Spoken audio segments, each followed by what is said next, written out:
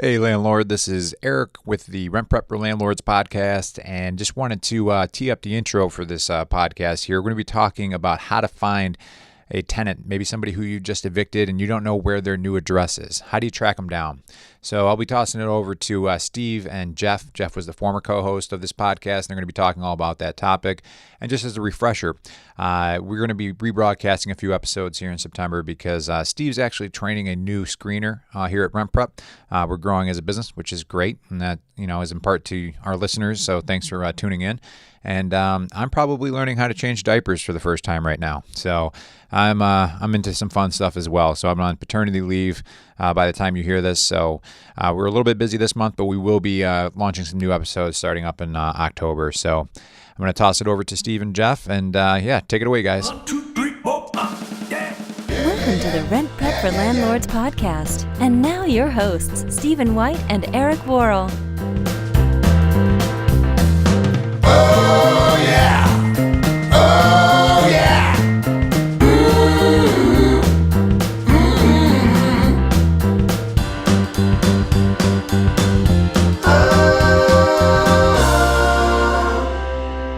Hello, Stephen. How are you this evening? Pretty good, Jeff. So we're talking about finding a tenant's new address after they leave. That's going to be the title, but I think more appropriately is after they have vacated or abandoned the property, because that's usually the case. You know, you get a tenant who up and leaves in the middle of the night, and they stick you with some past due rent or maybe some damage, that's due, or money that the security deposit didn't cover damages, and now you are searching around and looking for them, trying to find these people. Where are they? I need an address to be able to send a bill to. I need an address to be able to serve them if you're trying to get a judgment or execute on a judgment. So we definitely get a lot of calls from landlords that ask us, how do I find my tenant now? They're gone and I don't know where they are.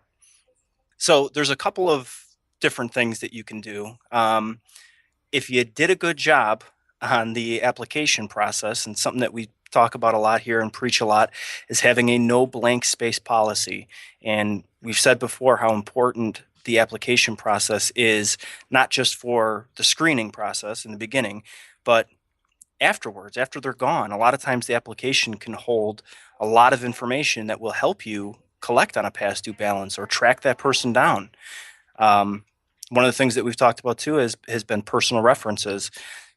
Personal reference does you no good in the screening process. You're not going to call a friend or somebody's mom and say, what type of a renter are they? Because they're going to give you a glowing review, or, they're going to tell you exactly what you would expect to hear. So personal references aren't too important in the screening process. But after that person's gone, I promise you that mom knows where they're living, or that best friend knows where they're living, or can at least point you in the right direction or get a message to that person for you.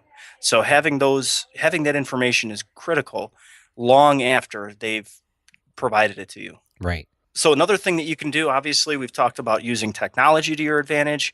There's some free sites out there that do like an address search. They're not always super accurate. So, you can run them through Google, see what you can find.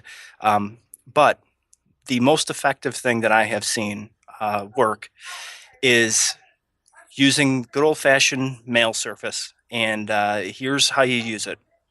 I always tell landlords, send them a bill and send it to the address that you were renting to them from. So it would be a previous address at this point. They've moved on, they've left, they've moved somewhere else. When the post office gets that letter, they're going to return it back to you and say that this person isn't here anymore.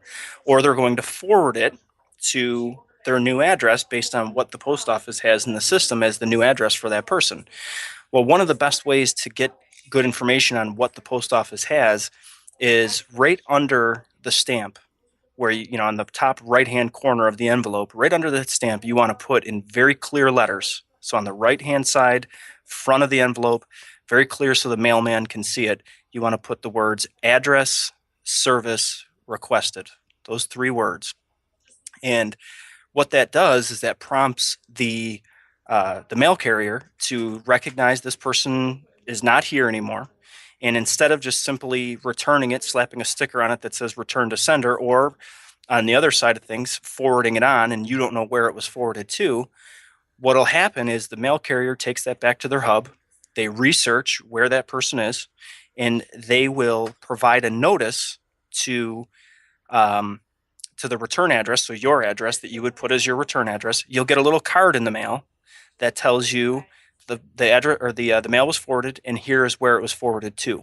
And so they'll give you that person's new address if you ask for it. And a lot of people don't use it or don't know about it, aren't aware of it. I've learned it and picked it up in the different businesses that I've been a part of, and it works phenomenal. And I think the most I've ever seen the post office charge, because of course some of them do charge, is 99 cents. So for a buck, it's going to give you a really good address search, basically. That's great. Yeah, and it's, again, you're getting somebody to handle it, look at it for you, and do the research. That mail carrier is ultimately the one who's initiating that. So again, make it really clear on the right-hand side: address, service, requested. I think if you go to Office Depot or Office Max, whatever's in your area, they even have rubber stamps that have that on there. We used to have one here that had it, address, service, requested, and we would stamp every single envelope with it. That way, if anything was returned, if we get, we sent an invoice to a client or whatever, we got their new address. Nice and easy. You get the card in the mail, and you can update your information, update your system. So for landlords, that's a nice little hack there to be able to track the people down. Yes, it is.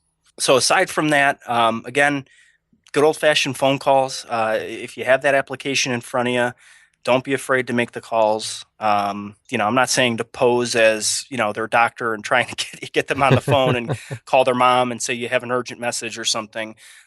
Just be friendly. Have a friendly conversation. Hey, I'm trying to reach Adam. Any idea where he is? Do you know where his address is? Where is he living? Or if you don't have a phone number, ask, do you have his new phone number? I think a lot of landlords that use that get that information that they're looking for just by picking up the phone, making a call, and saying, hey, where are these people? Sometimes it's just the simple work, just reaching out and make the phone call. You'll be amazed at what you get. Definitely. And, we've seen it time and time again. Landlords tend to make things harder than they have to be. And, like I said, it could be something as easy as using that address, service requested, making a phone call, whatever it is. There's a lot of things that a landlord can do to track that person down. Doesn't mean you're going to get paid, obviously. It doesn't guarantee anything, but at least it gives you the satisfaction of knowing that you're getting the information that you need to in their hands, or getting their information to the attorneys, which you may need to do. Yes. Great. Well, thank you very much, Stephen. I look forward to talking with you tomorrow evening. All right. Thanks, Jeff.